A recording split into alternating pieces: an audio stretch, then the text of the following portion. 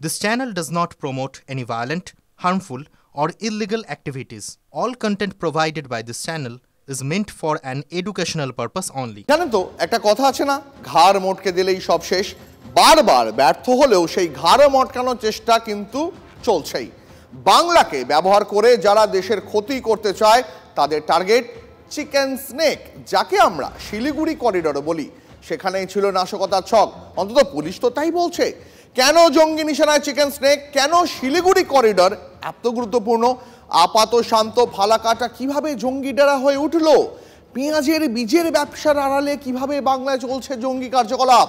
TV9 Bangla অন্তর্তদন্তে আজ সেই সব ডেরার তথ্য তালাশ, একেবারে গ্রাউন্ড জিরো থেকে রিপোর্ট। টানা 3 দিন ধরে আমরা আপনাদের সামনে সেই সব তথ্য তুলে ধরেছি, দেখিয়েছি কিভাবে ছড়াচ্ছে জঙ্গি জাল। আর আজকে স্পেশাল 9 টার্গেট চিকেন স্নেক, আপনাদের সঙ্গে আমি দীপ।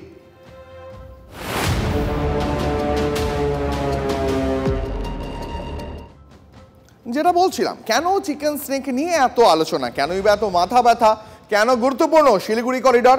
এর ভৌগোলিক অবস্থানের দিকে একটু চোখ রাখলেই গোটা ব্যাপারটা বুঝতে পারবেন। কেন দেশের অন্য এলাকার থেকে একেবারেই আলাদা শিলিগুড়ি করিডোর? দেশের পূর্ব প্রান্তে এমন একটা জায়গা যেখানে হাত বাড়ালেই সীমান্ত, একটার পর একটা প্রতিবেশী দেশ। ম্যাপের মাধ্যমে বিষয়টা দেখাই আপনাদের, আসুন দেখুন। চিকেন স্নেক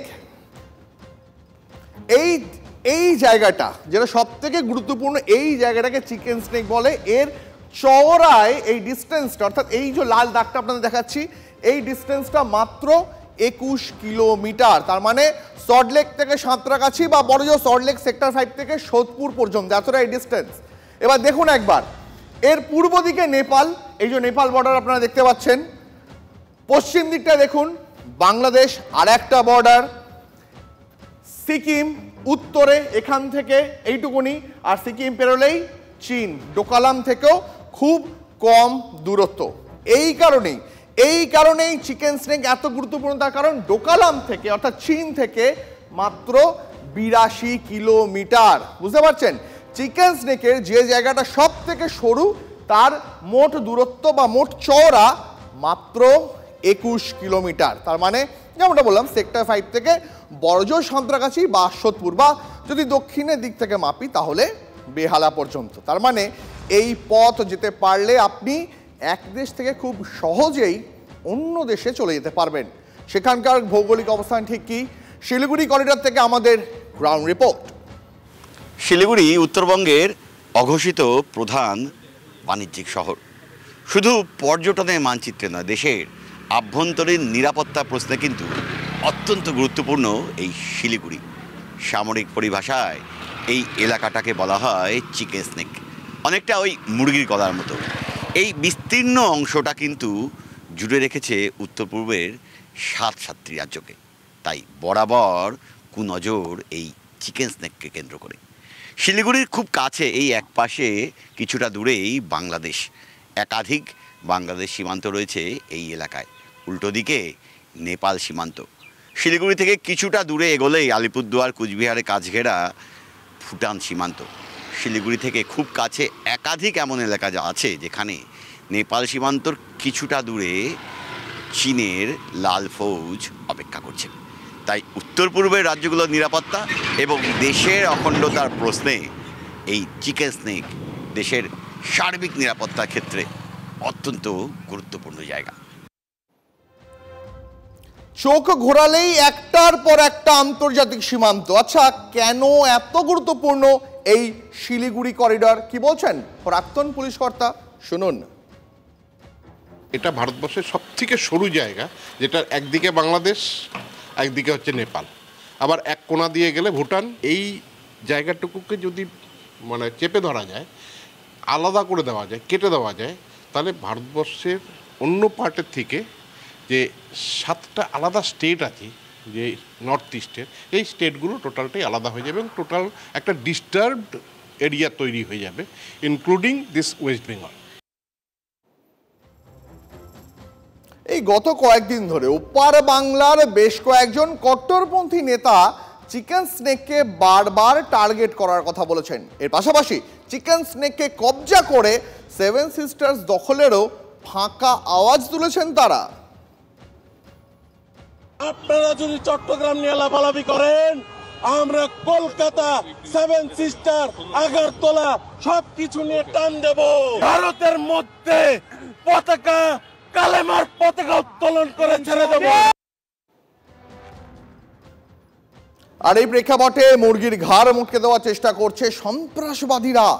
জঙ্গি সন্দেহে গ্রেপ্তার হওয়া অভিযুক্তদের তো সেই ছকই ছিল। বাংলাদেশের জঙ্গি সংগঠন আনসারুল বাংলা টিম বা এবিটি, মানে যাকে আমরা আল কায়দার উপমহাদেশীয় শাখা বলি, তারাই বাংলায় স্লিপার সেল তৈরি করেছিল। পরিকল্পনা ছিল গোপনে সংগঠন বাড়ানোর সঙ্গে শিলিগুড়ি করিডর বা চিকেন স্নেকে নাশকতা চালানো। এবিটির এই যে স্লিপার সেলের যে সদস্যরা, এদের কাজ ছিল মূলত দুটি জায়গা থেকে স্থানীয় যুবকদের এই সংগঠনে টেনে আনার কাজটা করা। একটা মুর্শিদাবাদ, একটা হচ্ছে আলিপুরদুয়ার। এদের উদ্দেশ্য ছিল অস্ত্র জোগাড় করা এবং চিকেন স্নেক, যেটা আমরা বলি শিলিগুড়ির সঙ্গে যে যোগসূত্র চিকেন স্নেক, সেই অংশটিতে তাদের নাশকতামূলক কাজকর্মের সক্রিয় এবং নেপথ্যে থেকে দুভাবেই, স্লিপার সেলের মাধ্যমে এবং গোপনে অস্ত্র সংগ্রহের মাধ্যমে ভারত বিরোধী কার্যকলাপে আরো বেশি সক্রিয় হয়ে ওঠা। শুনলেন তো, খোদ পুলিশ কর্তারাই বলছেন চিকেন স্নেকই ছিল টার্গেট। দেশের দক্ষিণ, পশ্চিম বা উত্তর প্রান্ত থেকে পূব দিকে যেতে হলে শিলিগুড়ি ছুঁয়েই যেতে হয়, আর তাই সকলের নজর জঙ্গিদের টার্গেট চিকেন স্নেক। আমরা সকলেই জানি যে উত্তরবঙ্গের সব থেকে বড় শহরই হলো শিলিগুড়ি, আর উত্তর পূর্ব ভারত থেকে দেশের অন্য যে কোনো অংশের সঙ্গে যোগাযোগের ক্ষেত্রে শিলিগুড়ি জাংশনের মতন এত বড় স্টেশন আর নেই। তাই নর্থ ইস্টের কাছেই শিলিগুড়ি এক অত্যন্ত গুরুত্বপূর্ণ। শিলিগুড়ি করিডোরের আন্তর্জাতিক গুরুত্ব যথেষ্ট। নেপাল এবং ভুটানও বিশ্বের বাকি অংশের সঙ্গে যুক্ত থাকতে এই শিলিগুড়ি করিডোরকেই ব্যবহার করে, এটাই মূল ভরসা। অর্থাৎ দুই দেশের মধ্যে সড়ক, রেল যোগাযোগ উত্তর পূর্ব দেশের অন্যান্য যে কোনো অংশের সঙ্গে ট্রানজিট পয়েন্ট হিসাবে শিলিগুড়ি করিডোর কিন্তু অপরিহার্য। আর এখানেই আশঙ্কার মেঘ। শিলিগুড়ি খুব কাছে ভারত চীন সীমান্তের নাথুলা, সেখানে সীমান্তের ওপারে রক্তচোখ দেখাচ্ছে চীনের লাল ফৌজ। অন্যদিকে বন্ধুত্বপূর্ণ সম্পর্কের কারণে ফেন্সিং না থাকায় নেপাল এবং ভুটান সীমান্ত দিয়ে অবাধেই অনুপ্রবেশের চেষ্টা চালাচ্ছে বিভিন্ন জঙ্গি সংগঠন। উদ্দেশ্য অস্ত্রশস্ত্র, গোলা বারুদ ভারতের অভ্যন্তরে নিয়ে আসা। অন্যদিকে বাংলাদেশের ভিতর অস্থির অশান্ত পরিস্থিতি। বারবার জামাত, হিজবুল্লাহ সহ বিভিন্ন জঙ্গি সংগঠন সক্রিয় হয়ে এপার বাংলায় ঢুকে পড়ার চেষ্টা করছে। উদ্দেশ্য একটাই, অস্থিরতা তৈরি করা। আর তাদের সহজ টার্গেট হতে পারে শিলিগুড়ি, কারণ শিলিগুড়িকে কেটে ফেলা গেলে খুব সহজে উত্তর পূর্বের রাজ্যগুলো দখল করে নেওয়া যেতে পারে। আর সেই ছকেই ছাই ঢালতে চাইছে ভারত। কেন এত উদ্বেগ? সূত্রের দাবি শিলিগুড়ি করিডর অর্থাৎ চিকেন স্নেক ঘিরে ফের সক্রিয় হয়ে উঠেছে পাকিস্তানের গুপ্তচর সংস্থা আইএসআই। অত্যাধুনিক আগ্নেয়াস্ত্র হাতে পাওয়ার কথা ছিল এই মডিউলের। নেপাল থেকে চিকেন স্নেক দিয়ে অস্ত্র পাচারের পরিকল্পনা রয়েছে বাংলাদেশ, আসাম এবং এই বাংলায় অস্ত্র পৌঁছে দেওয়ার ছক। পাক হ্যান্ডলারদের মাধ্যমে অস্ত্র আসার কথা ছিল মডিউলের কাছে। ফালাকাটায় পরপর বৈঠক ধৃত মুজিবর এবং নূর ইসলামের। চিকেন স্নেক হয়ে নেপাল পর্যন্ত করিডর তৈরির পরিকল্পনা ছিল। সূত্রের দাবি আনসারুল বাংলা টিমের 8 জন সদস্যকে জেরা করে মিলেছে সরাসরি পাকিস্তানের সঙ্গে মদতের লিঙ্ক। অত্যাধুনিক আগ্নেয়াস্ত্র হাতে পাওয়ার কথা ছিল এই মডিউলের। নেপাল থেকে উত্তর বাংলার চিকেন স্নেক এই পথেই অস্ত্র পাচারের পরিকল্পনা ছিল। চিকেন স্নেক যদি দখল করা যায় তাহলে কিন্তু উত্তর পূর্ব ভারতকে ভারতের মূল ভূখণ্ডের সঙ্গে সম্পূর্ণ ডিসকানেক্ট করে দেওয়া যায়। ওদের ওটা একটা টার্গেট নাম্বার 1।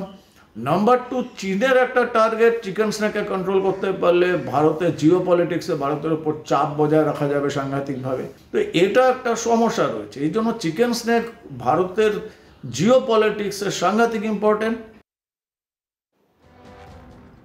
তার মানে উত্তর পূর্ব ভারতের লজিস্টিক সাপোর্ট পাঠাতে হলে এই শিলিগুড়ি করিডর অত্যন্ত গুরুত্বপূর্ণ। এই শিলিগুড়িতে এসে গতকালই কেন্দ্রীয় স্বরাষ্ট্রমন্ত্রী তো এই কথাই বুঝিয়ে দিয়েছেন। বুঝিয়ে দিয়েছে নিরাপত্তা রক্ষীরা ভরসার জায়গা তৈরি করেছেন তার মনে, গোটা দেশবাসীর মনে। सिलीगुड़ी कॉरिडोर पूर्वोत्तर और भारत को जोड़ने वाला एक महत्वपूर्ण रास्ता है। एसएसबी का यहीं पर डेरा जमाना पूरे भारत के लिए आश्वस्त होने के साथ साथ विश्वास का सांस लेने का भी एक बहुत बड़ा कारण बना है। আর এই মহা গুরুত্বপূর্ণ মুরগির ঘাড় বা চিকেন স্নেকে যে আঘাত নেমে আসতে পারে তা ভালো মতোই জানেন গোয়েন্দারা, আর তাই রক্ষা কবচের ব্যবস্থাও আগাগোড়া তৈরি রেখেছে ভারত। ভারত সরকার সতর্ক নজর রাখছে যে চিকেন স্নেকের আশপাশে যেন কোনো রকম প্ররোচনা না হয় বা কোনো রকমভাবে যেন দখল করার চেষ্টা করতে না পারে। সে নেপাল হোক, নেপালের সম্ভব হবে না, বাট নেপালের পেছনে চীন রয়েছে, বাংলাদেশ যেন করতে না পারে। দেখুন, চিকেন স্নেক নিয়ে তো আশ্বস্ত করছেন নিরাপত্তা বিশেষজ্ঞরা, কিন্তু শিলিগুড়ি করিডোর লাগোয়া জেলাগুলোতে কাঁপুনি ধরাচ্ছে অনুমোদনহীন মাদ্রাসার বারবারন্ত। অভিযোগ উঠছে এই মাদ্রাসায় চলে জেহাদি পাঠ। আসুন কতটা উদ্বেগের গোটা ছবিটা আপনাকে দেখায় বিগ ওয়ালে। দেখতে একরকম, আসলে ছবিটা অন্য। শিলিগুড়ি করিডোর লাগোয়া দার্জিলিং জেলায় মোট মাদ্রাসা 63টা, কিন্তু সংখ্যাটা দেখুন, 61টা মাদ্রাসার অনুমোদনই নেই। মানে এখানে কি হচ্ছে কেউ জানে না, কারো দায় নেই। আরেকটা দেখাই আপনাকে, জলপাইগুড়ি 44টা মাদ্রাসা রয়েছে জলপাইগুড়িতে, কিন্তু উদ্বেগ হচ্ছে এর মধ্যে 36টার কোনো অনুমোদন নেই। মানে সেখানেও কি হচ্ছে কেউ জানে না। আরো রয়েছে কোচবিহার, 45টা মাদ্রাসা রয়েছে, যার মধ্যে 23টারই কোনো অনুমোদন নেই, এমনটাই সূত্রের খবর। তার মানে শিলিগুড়ি করিডোর লাগোয়া যে ইম্পর্টেন্ট জেলাগুলো, যে জেলাগুলো থেকে শহর কলকাতা, দক্ষিণবঙ্গের সমস্ত জেলার যোগাযোগ রয়েছে, সেই সমস্ত মাদ্রাসার সেই জেলাগুলোতে অধিকাংশেরই কোনো অনুমোদন নেই। দার্জিলিংয়ের সংখ্যা আপনাদের দেখালাম, আপনাদের জলপাইগুড়ি দেখালাম, আপনাদের দেখালাম কোচবিহারে। এর মধ্যে অধিকাংশ মাদ্রাসারই কোনো অনুমোদন নেই। আর এখানেই প্রশ্ন উঠছে যে জঙ্গি যোগে ফের প্রশ্ন রাজ্যের এই অনথিভুক্ত বেআইনি মাদ্রাসার ভূমিকা নিয়ে। বাংলাদেশ বর্ডার এরিয়া যেগুলোতে মাদ্রাসাগুলো যে হয়ে আছে, সেগুলোতে কোনো সময় প্রপার এনকোয়ারি হয় না। প্রপার এনকোয়ারি আমাদের ইন্টেলিজেন্স ব্রাঞ্চ বলুন, বা আর্মির ইন্টেলিজেন্স ব্রাঞ্চ, বা বিএসএফের জি ব্রাঞ্চ, কেউ এই জায়গাগুলোতে ঢোকার সাহস করে না। যার ফলে কি হয়, এখানে কি হচ্ছে, কারা আসছে, কোথার থেকে এসে কি শেখাচ্ছে, এটা কেউ কিছু বলতে পারে না। হয়তো বোমা ফেটে গেল, তখন সেখানটায় একটা এনকোয়ারি হলো, বাকিগুলোর প্রতি আবার উদাসীন, বাকিগুলোর প্রতি হয় না। অতি সম্প্রতি হরিহর পাড়া থেকে আনসারুল্লাহ বাংলা টিমের সদস্য সন্দেহে ধৃত মোহাম্মদ আব্বাসের একটি মাদ্রাসা রয়েছে। সেই মাদ্রাসার আড়ালেই সংগঠনকে আরো বড় করার চেষ্টা, বিস্তারের চেষ্টা। সেখানেই চলতো মগজ ধোলাই, সেখানেই সম মনোভাবাপন্ন যুবকদের সঙ্গে আলোচনা হতো জিহাদ নিয়ে, এমনটাই সূত্রের খবর। বাম আমলে তৎকালীন মুখ্যমন্ত্রী বুদ্ধদেব ভট্টাচার্য অভ্যন্তরীণ নিরাপত্তার ক্ষেত্রে বেআইনি এবং অনথিভুক্ত মাদ্রাসা নিয়ে কড়া মন্তব্য করেছিলেন। বুদ্ধদেব ভট্টাচার্যের পর 13 বছরের মমতা বন্দ্যোপাধ্যায়ের সরকার পরিস্থিতি কি আদৌ বদলেছে, ছবিটা কি পাল্টেছে? খোদ তৃণমূল বিধায়ক দাবি করছেন পরিস্থিতির নাকি কোনো বদল হয়নি। 2011 সালের তথ্য আপনাকে দিচ্ছি, 10,000 মাদ্রাসা গোটা রাজ্যে, এটাকে খারিজি মাদ্রাসা বলা হয়। এ রাজ্যে 10,000 খারিজি মাদ্রাসা আছে যার কোনো অনুমোদন নেই? না, কোনো অনুমোদন নেই। এগুলা সব মুসলিম সমাজের লোকরা তাদের মতো করে কমিটি করে চালায়। সূত্রের খবর, শুধুমাত্র মুর্শিদাবাদেই রয়েছে 550-এরও বেশি অনথিভুক্ত মাদ্রাসা। মালদা, কোচবিহার, হাওড়া, বীরভূম, বর্ধমানের বিভিন্ন জায়গায় রয়েছে একাধিক অনুমোদনহীন মাদ্রাসা। আর এই নিয়ে বিরোধীদের তীব্র তোপের মুখে পড়তে হচ্ছে রাজ্য সরকারকে। কোনো কোনো মাদ্রাসায় কেউ হয়তো মাদ্রাসা কোনো ছাত্রের পরিচয় দিয়ে, মাদ্রাসা কোনো শিক্ষকের পরিচয় দিয়ে কিছু করতে পারে। সেটা সরকারি দপ্তরেও আছে, ভারতবর্ষের সেনাবাহিনীর মধ্যেও হয়, এটা পুলিশের মধ্যেও হয় এই গুপ্তচর বৃত্তি। স্বাভাবিকভাবেই মাদ্রাসার নামটা এসে গেলেই তখন আগামী দিনে এই আলোচনা শুরু হয়ে যাবে যে পশ্চিমবঙ্গের সব মাদ্রাসায় শুরু আতঙ্কবাদীরা জঙ্গিরা ঘাঁটি গেড়েছে। কারণ এগুলো কতগুলো রাজনীতির ইন্ধন দেয়, ফলে আমাদের সতর্ক থাকতে হবে। তাহলে বুঝতেই পারছেন কিভাবে পেঁয়াজের খোসার মতন একটার পর একটা স্তরে ঘাপটি মেরে লুকিয়ে রয়েছে জঙ্গিরা। গত 3 দিন ধরে আমরা দেখিয়েছি কিভাবে বাংলার মাটিকে ব্যবহার করে জঙ্গি জাল ছড়ানো এবং নাশকতার ছক কষা হচ্ছে। তবে কেন্দ্রীয় সরকার বলছে জঙ্গি আর দেশবাসীর মাঝে অতন্দ্র প্রহরায় রয়েছেন আমাদের সাহসী জওয়ানরা।